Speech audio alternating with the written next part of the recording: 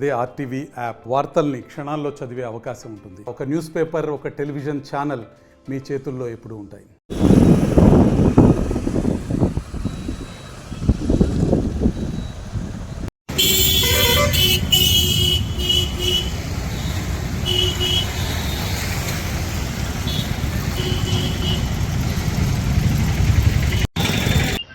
ఈరోజు పొదిలి పురపాలక సంఘం పరిధిలో ఉన్నటువంటి పాత బస్టాండ్ ఏరియాలో గత 40 ఏళ్ల కిందట గ్రామ పంచాయతీ వారు నిర్మించినటువంటి పబ్లిక్ టాయిలెట్ని కొంతమంది అక్రమదారులు 2 ఇయర్స్ బ్యాక్ ఈ రాత్రి ఈ పబ్లిక్ టాయిలెట్ని డెమాలిష్ చేసి అక్రమదారులు వాటి మీద కొన్ని చర్యలు చేసుకోవడం వల్ల గతంలో ఉన్నటువంటి కొంతమంది అధికారులు నిమ్మక నీరెత్తినట్టుగా ఉండడంతో పబ్లిక్ ప్రాపర్టీ డ్యామేజ్ అవ్వడం జరిగింది.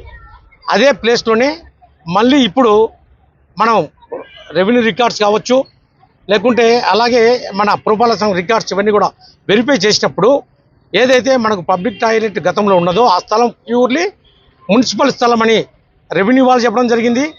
తహసీల్దార్ గారు నాకు అలాగే లెటర్ ఇవ్వడం జరిగింది.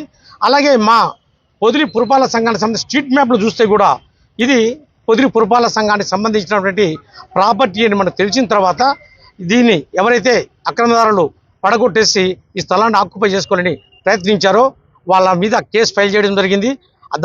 ఆ విషయమే మన సిఐ గారితోనూ కన్సర్న్ తహసీల్దార్ గారితో మాట్లాడడం జరిగింది. వాళ్ళు కూడా క్లియర్ కట్గా పొదిలి పురపాలక సంఘానికి సంబంధించిన ప్రాపర్టీ అని మనకు వాళ్ళు చెప్పడం జరిగింది. తదనంతరం ఈ గతంలో ఎవరైతే ఈశ్వరెడ్డి అనే ఆయన ఈ స్థలము కొనుగోలుదారులకి సర్వే నెంబర్ మాత్రం వేరే చూపించేసి ఈ ప్లేస్ని చెక్ బందులతో సహా ఈ ప్లేస్ని చూపించి సర్వే నెంబర్ వేరేది వేసి వీళ్ళకు అమ్మడం జరిగింది. అదే వీళ్ళతో నేను డాక్యుమెంట్స్ కాల్ఫర్ చేసి డాక్యుమెంట్స్ వెరిఫై చేసినప్పుడు వీళ్ళకు కొనుక్కునేటప్పుడు వీళ్ళు ఖచ్చితంగా లింక్ డాక్యుమెంట్స్ వెరిఫై చేసుకోవాలి. ఇది ప్రభుత్వ స్థలమా లేకుంటే పురపాలక సంఘ స్థలమా అని పూర్తిగా వెరిఫై చేసుకోవాలి. తర్వాత ఈసీ తీసుకోవాలి, సబ్ రిజిస్టర్ ఆఫీస్లో వెరిఫై చేసుకోవాలి, ఎంఆర్ఓ ఆఫీస్ రికార్డ్స్ పూర్తిగా వెరిఫై చేసుకున్న తర్వాత దీన్ని కొనుగోలు చేయాలి.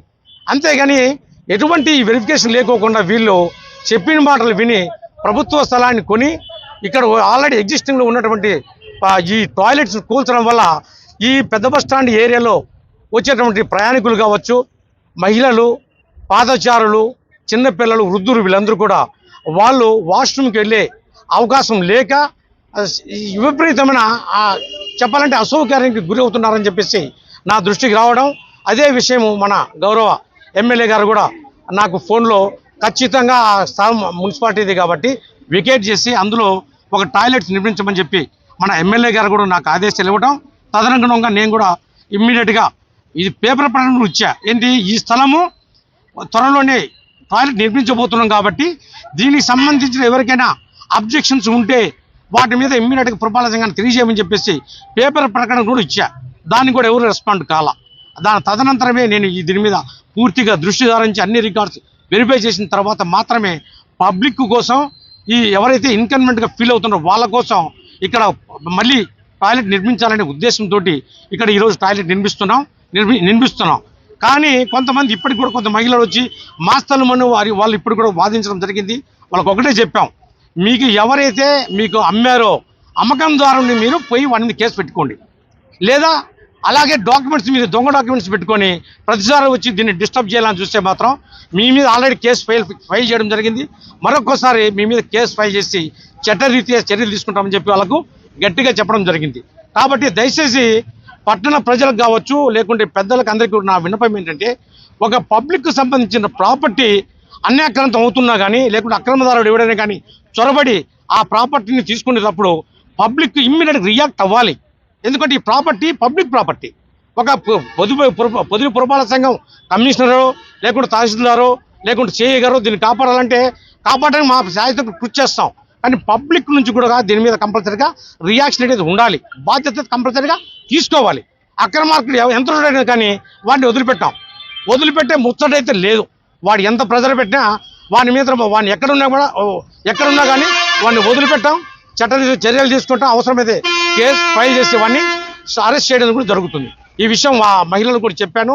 వాళ్ళు ఇప్పటికే గత 3 రోజుల నుంచి పని చేసినప్పుడల్లా రావడం, అబ్జెక్షన్ చెప్పడం, మా స్థలం అదేం చెప్పడం, డాక్యుమెంట్స్ ఉన్నాయని రకరకాలుగా దుర్భాషలాడడం జరుగుతుంది. వాళ్ళకి ఇప్పుడే మంచిగా చెప్పాం. పదే వాళ్ళు వచ్చి ఇలాగ డిస్టర్బ్ చేస్తే మాత్రం డెఫినెట్గా వాళ్ళ మీద కేసు ఫైల్ చేసి చట్టరీత్యా చర్యలు తీసుకుంటాం. మరిన్ని వీడియోస్ కోసం ఛానల్ ని సబ్స్క్రైబ్ చేయండి. లేటెస్ట్ అప్డేట్స్ కోసం వాట్సాప్ ఛానల్ ని ఫాలో అవ్వండి. ఆ లింక్ డిస్క్రిప్షన్ లో ఉంది.